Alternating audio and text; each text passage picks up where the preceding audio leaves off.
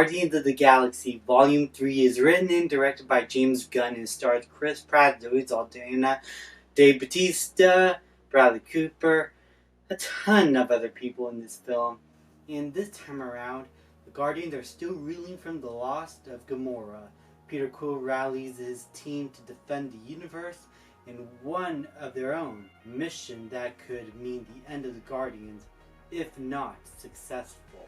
Now, I'm a big fan of the first two Guardians. The first one, I remember watching on my birthday. It was my 13th birthday, I believe.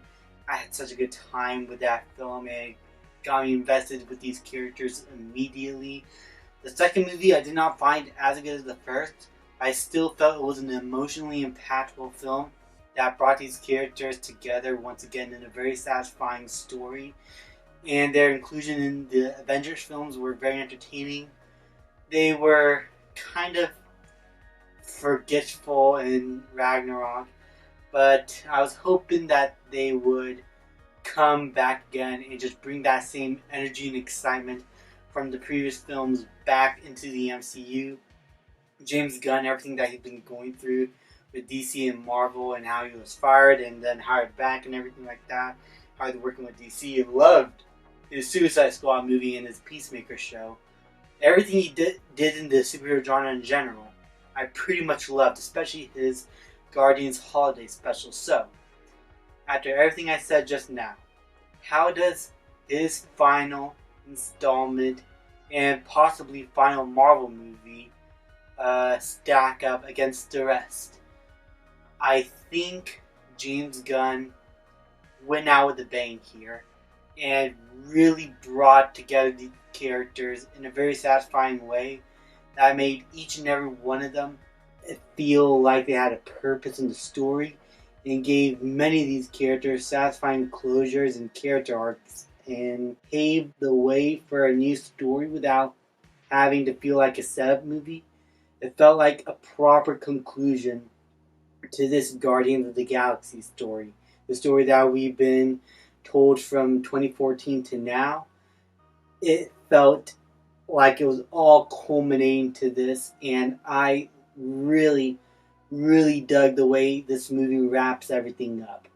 I also love how this film also goes darker with many of the themes of animal cruelty, especially children being captured and just being used also, and how the High Evolutionary is basically trying to create living beings, trying to be God, and just not having the compassion towards others. He's just a ruthless villain. He is someone you despise, you want to see get killed, and you just want to see the Guardians just defeat him. And because of his ruthlessness, it makes the action and the emotions that this movie has hit a lot more than your typical Marvel movie from like Phase 4 or something like that. And because the film had a much darker tone, this is probably the darkest MCU film to date. The action and stakes feel more real. You feel like any of these characters could be in danger. Any of them could die at any moment. And it just had a level of urgency that I haven't felt from the MCU in quite a long time. And the use of blood and violence in the film was appropriate enough to make me feel for these situations and for the action to feel actually like great action sequences. Like, this is also a really violent Marvel movie too. I feel like since Doctor Strange and the Multiverse of Madness, Marvel has been once again going back to a more edgier side to them that was lost in Phase 2 and onwards. Like, I love a lot of the Marvel movies from the Infinity Saga, but like the first phase to me stick out to me more so than the other phases because of how violent and how brutal some of those movies could be.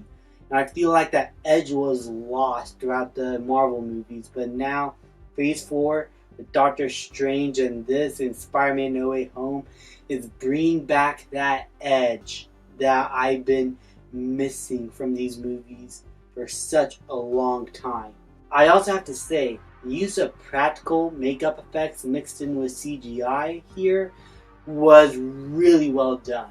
And because there were plenty of special effects and makeup effects that did not need CGI here, makes the job easier for CGI artists to work on what's really important. And because of that, the CGI here was a great improvement over anything from Phase 4. Like the visual effects, the space battles and everything looked fantastic, and I love the way the visuals were utilized here to help enhance the story. If there are any problems I do have with this film, is that there are some visual effects here and there that do look pretty weird, and that's par for the course for many big budget films. But the usage of the villains in terms of characterization, I felt that could have been improved a lot more, like with Adam Warlock, the High Evolutionary. They are fine characters, but they do not have much of an overall great character to them. And Adam Warlock, I felt like could have been utilized a whole lot better here. And the High Evolutionary could have had a little bit more characterization for us to understand what he's going through. But the movie still does a really good job at having us hate this character and for him to feel like a natural threat to the Guardians of the Galaxy. Now to talk about the Guardians themselves. Each of these characters have their own moments to shine.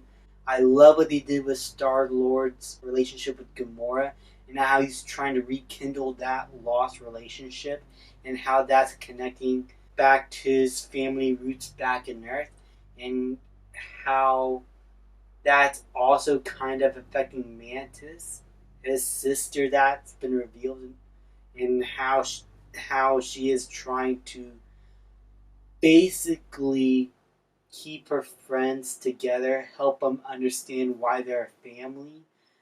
And Drax, in that way, starts showing that more fatherly side to him that we haven't seen much of since his family was killed by Thanos.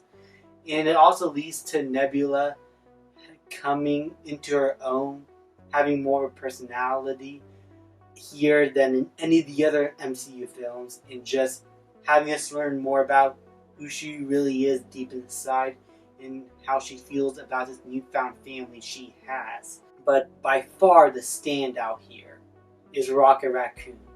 We get a lot of flashbacks to him as a youth, from a baby raccoon to who he is now, and how his relationship to the High Evolutionary was like, and how badly he treated him and all the other animals around him.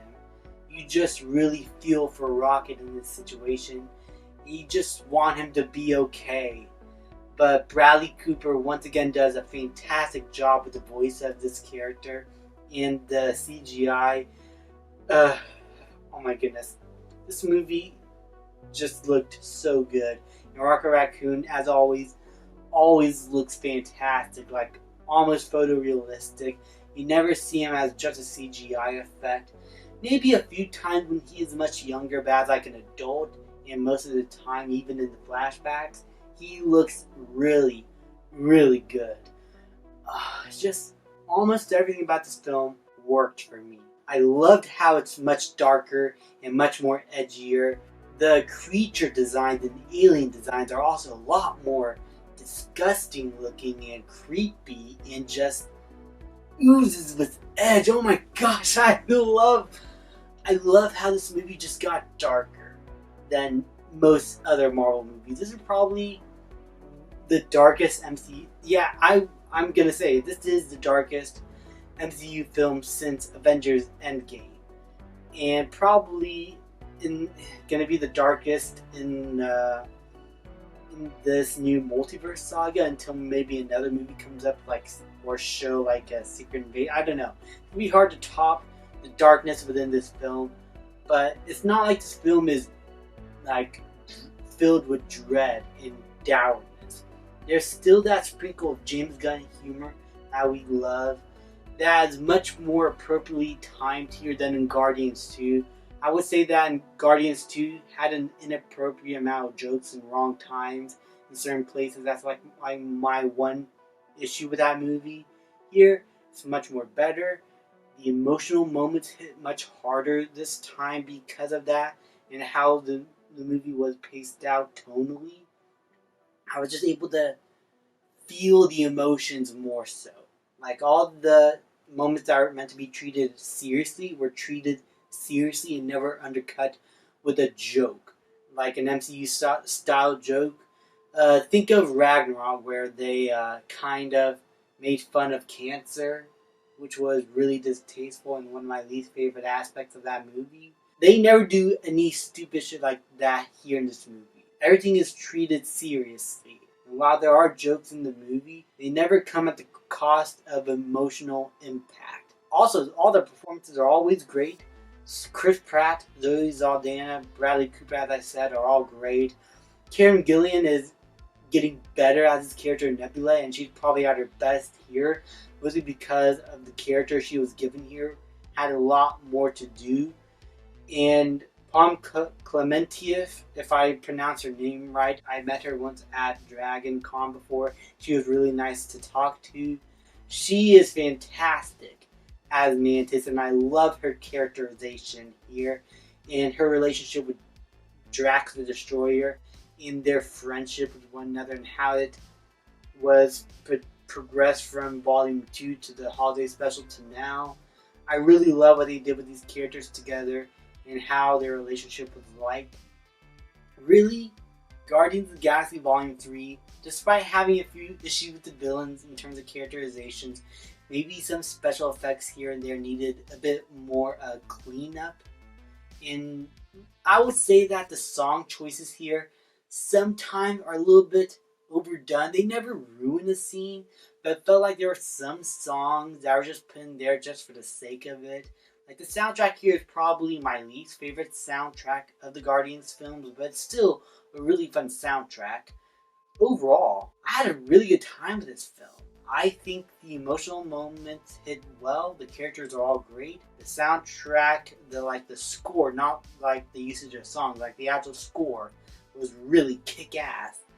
This was just a fun Guardians film, a great conclusion to these characters, and just overall, just gaining more hope for Marvel that they can still pull off really good movies that hit hard and also bring that edge that they were sorely missing from Phase 1. And for those reasons, I'm going to give Guardians of the Galaxy Volume 3 an A. Thank you guys so much for watching. Please leave a like, subscribe, comment, and I will see you guys next time.